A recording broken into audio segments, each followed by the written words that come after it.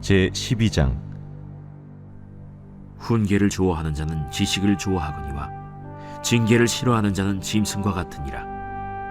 선인은 여호와께 은총을 받으려니와 악을 꾀하는 자는 정죄하심을 받으리라. 사람이 악으로서 굳게 서지 못하거니와 의인의 뿌리는 움직이지 아니하느니라. 어진 여인은 그 지아비의 면류관이나 욕을 끼치는 여인은 그 지아비의 뼈가 썩음 같게 하느니라. 의인의 생각은 정직하여도 악인의 도모는 속임이니라. 악인의 말은 사람을 엿보아 피를 흘리자 하는 것이거니와 정직한 자의 입은 사람을 구원하느니라. 악인은 엎드려져서 소멸되려니와 의인의 집은 서 있으리라. 사람은 그 지혜대로 칭찬을 받으려니와 마음이 굽은 자는 멸시를 받으리라. 비천히 여김을 받을지라도 종을 부리는 자는 스스로 높은 채하고도 음식이 핍절한 자보다 나으니라. 의인은 자기의 가축의 생명을 돌보나 악인의 긍휼은 잔인이니라.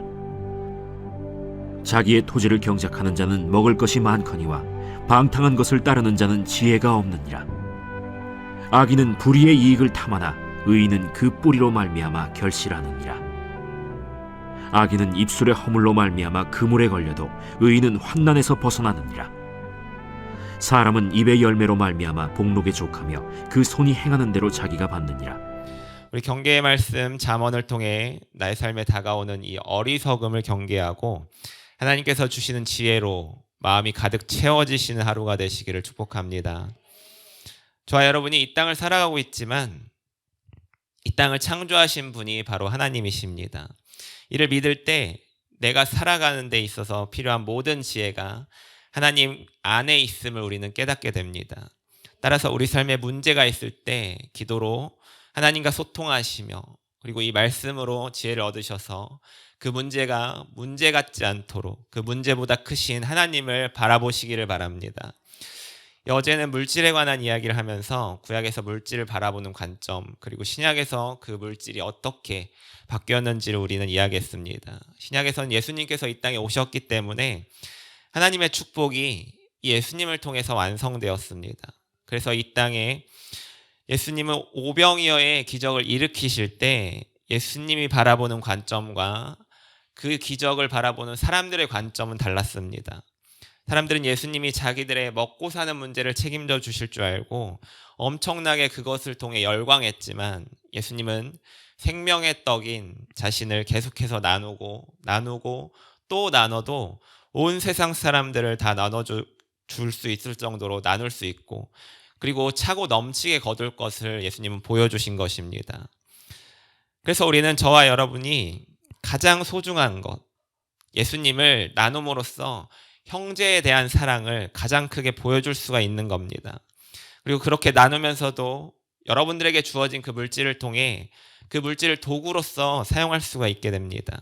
사람을 만나서 차도 한 잔 드시고 그리고 밥도 사고 선물도 사주면서 그렇게 예수님을 전하는 데 있어서 여러분들의 물질을 사용하는 겁니다.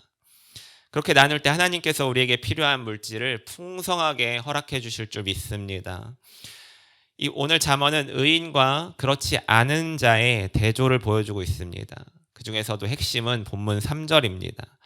본문 3절, 사람이 악으로서 굳게 서지 못하거니와 의인의 뿌리는 움직이지 아니하느니라. 잠언에서 의인은 지혜를 소유하는 자입니다. 그러니까 의인의 길에는 생명이 있지만 지혜가 없는 미련한 자의 길에는 여러분 생명이 존재하지 않게 됩니다. 그런데 저와 여러분의 영원한 생명의 근원은 바로 누구입니까? 예수님입니다. 영원한 생명 되신 예수님께 우리의 뿌리를 내려야 합니다. 그래야만 우리가 이 땅에서 여러분들 의인으로서 살아갈 수가 있습니다. 즉 이 땅에서 살아가기 위해서는 창조주이신 하나님의 말씀을 들어야 합니다. 그런데 하나님의 말씀이 육신이 되어 이 땅에 오신 분이 바로 예수님입니다. 그렇다면 예수님을 따라서 살아가는 삶은 하나님의 말씀을 따라 살아가는 삶이며 세상을 지혜롭게 살아가는 삶인 겁니다. 이와 같은 삶이 우리가 예수님을 믿으며 살아간다고 하는 삶의 핵심입니다. 예수님을 마음에 품고 예수님을 기준으로 삼아 예수님께서 나에게 가장 좋은 길, 내가 원하는 길, 즉 악으로 굳게 서지 못하는 길이 아니라 뿌리가 깊게 박혀 움직이지 않는 그 반석과도 같은 삶을 우리는 살게 되는 겁니다. 이렇게 새벽에 예배로 나오시는 모든 성도님들 어떻게 보면 이 교회에서 핵심적인 일들을 감당하고 계십니다. 어찌 보면 교회 안에서 정말 하나님의 사역을 하고 있는 그런 분들입니다. 이렇게 새벽에도 나와서 하나님 앞에 기도로 무릎 꿇는 자들입니다. 그런데 중요한 건 하나님의 사역에, 즉 내가 하고 있는 이 교회 일에 말씀을 가지고 빠지지 않고 하는 사람들은 마치 구멍이 숭숭 뚫린 것과 같이 4절에 나오는 그 지아비의 뼈가 썩음 같게 하듯 아무리 여러분들 열심히 하셔도 열매가 맺히지 않습니다. 하나님의 일은 말씀으로 시작해서 말씀으로 끝납니다.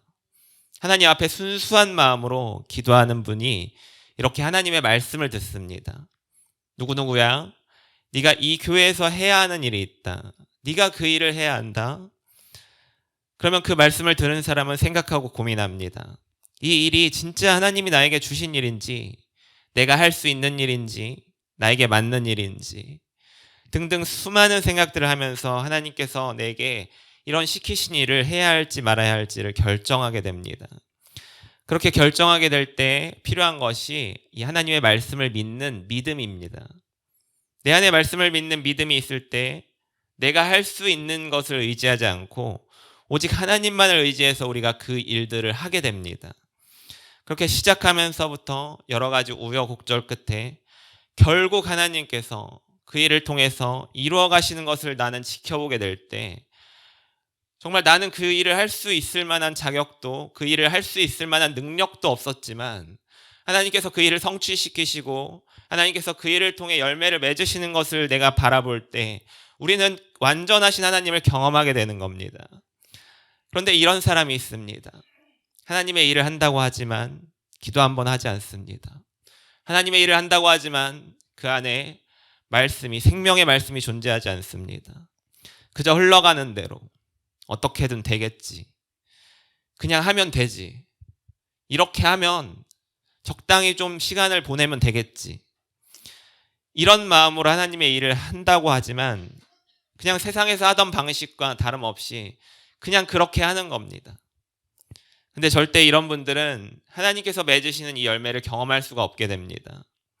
시간이 지나도 아무런 변화도 없이 그저 시간만 계속해서 흘러갈 뿐 아무것도 달라지지가 않습니다. 게다가 여러분, 사역은 교회에서 내가 하고 싶은 일을 하는 게 아닙니다. 내가 만나고 싶은 사람만 만나면서 하는 것이 절대 아닙니다.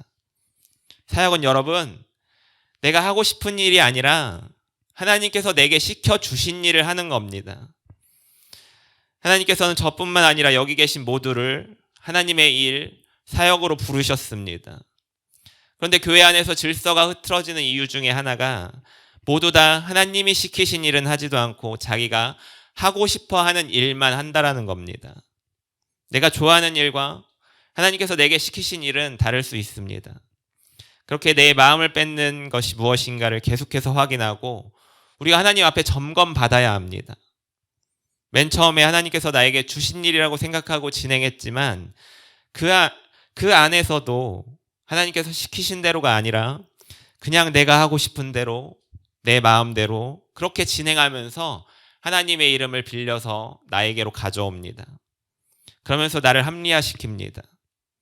처음은 하나님께서 내게 맡겨주신 일이라면서 시작했을지 모르지만 나중에 가보면 그냥 자기가 하고 싶은 일이 되어버렸고 그리고 그 일에 푹 빠져버려서 다른 것은 아무것도 신경 쓰지 않게 되어버립니다. 이렇게 여러분 사역을 하게 되면 내가 내 방식대로 하게 되면 나로 인한 열매가 맺히게 됩니다. 나는 악한 죄인인데 그렇다면 하나님과 전혀 상관없는 이 열매를 맺게 되는 겁니다. 이거는 아무 쓸데가 없이 그냥 나를 자랑하기 위한 열매밖에 되지 않습니다. 그냥 내가 얼마나 했지, 내가 몇 년 했지, 내가 어느 정도로 이 사역을 감당했지, 내가 포기하지 않았지, 그냥 이 정도로 나를 대세우고 드러내는 정도로밖에 되지 않는 겁니다. 근데 예수님의 말씀을 기준 삼아 예수님의 방식을 따라서 여러분들이 사역을 하게 되면 예수님으로 인한 열매가 맺히게 됩니다. 그래서 우리는 뿌리를 예수님께 두어야 하는 것이 정말 중요합니다. 그렇지 않으면 어떤 사역을 교회 안에서 한다 하더라도 예수님을 통한 열매를 맺지 못하게 되는 겁니다. 그래서 예수님은 요한복음 15장에 자신을 포도나무라고 비유하셨습니다. 자기 안에 있지 않으면 열매를 맺을 수가 없고 자기 안에 있을 때 열매를 많이 맺을 수가 있다라고 말씀하셨습니다.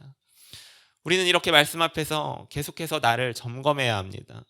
만약 내가 교회 안에서 이런저런 일들을 하고 있는데 아무런 열매가 없고 그저 시간을 흘려보내고 작년에 비해서 올해 그냥 달라진 게 없다면 나의 뿌리를 이 말씀에 두고 사역을 하고 있는지를 우리는 점검해 봐야 합니다. 내가 예수님께 뿌리를 내리고 있는지 아니면 나에게 뿌리를 내리고 있는지. 여러분, 지혜의 근본은 바로 하나님의 말씀에 있습니다. 예수님께서 요한복음에서 내게로 와서 생수를 마시라고 말씀하셨습니다. 우리는 이 물을 매일매일 마시지 않으면 살아갈 수가 없습니다. 여러분, 예수님께서 여러분들을 죽음에서 생명으로 이렇게 건져주셨습니다. 내가 죽어 있을 때는 아무것도 느끼지 못하지만 내가 살아있기 때문에 여러분 갈증을 느끼고 배고픔을 느낍니다. 근데 그 갈증과 배고프면 무엇으로 채울 수 있느냐? 바로 이 하나님의 말씀, 즉 예수님으로 내 안을 가득 채워야만 내가 그렇게 살아날 수가 있게 되는 겁니다. 계속해서 이 땅을 살아갈 수가 있게 되는 겁니다. 여러분, 죄악의 바다에서 계속해서 소금물을 마시지 마십시오. 나를 살리는 생명수 말씀을 여러분 계속해서 마시며 살아가야 합니다. 우리가 그렇게 내 안에 뿌리를 내리지 않고 예수님의 말씀에 뿌리를 내리며 교회 안에서 사역을 감당할 때 무슨 일이 일어나게 되냐면 누구나 다 내 안에 맺혀진 이 열매를 알게 됩니다. 누구로부터 인한 열매인지가 분명하게 드러납니다. 예수님께서 우리를 세상의 빛이라고 말씀하시며 산 위에 있는 동네가 숨겨지지 못한다고 하셨습니다. 그리고 그 다음에 사람이 등불을 켜서 말 아래 두지 않고 등경 위에 두므로 집안 모든 사람에게 비친다고 하셨습니다. 즉 여러분께서 예수님의 말씀에 뿌리를 내림으로 인해 맺힌 열매는 누구나 다 보게 되고 숨겨지지 않으며 모든 사람이 알게 됩니다. 빛이 집안 모든 사람에게 비추이듯이 예수님께서는 그 열매를 드러내시면서 모든 사람에게 예수님 자신을 드러내십니다. 저와 여러분이 이와 같은 사명을 감당하시기를 축복합니다. 여러분들이 하신 사역을 통해 교회의 덕을 세우며 여러분 안에 있는 그 예수님을 드러내시기를 바랍니다. 예수님께서는 누구나 볼 수 있도록 이 골고다 언덕 그리고 십자가에 매달리셨습니다. 그러므로 인해 모든 사람이 예수님의 피 흘리심을 볼 수 있도록 예수님께서는 하셨습니다. 하나님의 말씀에 뿌리 내림을 통해 의인으로서 맺는 열매를 그 누구에게도 여러분들 밝히 드러내시기를 소망합니다. 우리 큐티 질문 첫 번째 하도록 하겠습니다. 현재 나는 어디에 뿌리를 두고 있습니까? 또 무엇으로 내 소망을 삼고 있습니다. 저와 여러분의 뿌리는 생명의 근원이신 예수님께 우리를 뿌리를 두어야 합니다. 예수님만이 우리의 유일한 소망이십니다. 이처럼 단순하고도 분명한 진실을 여러분 마음속에 깊이 새기며 살아가게 되시기를 축복합니다. 기도하겠습니다.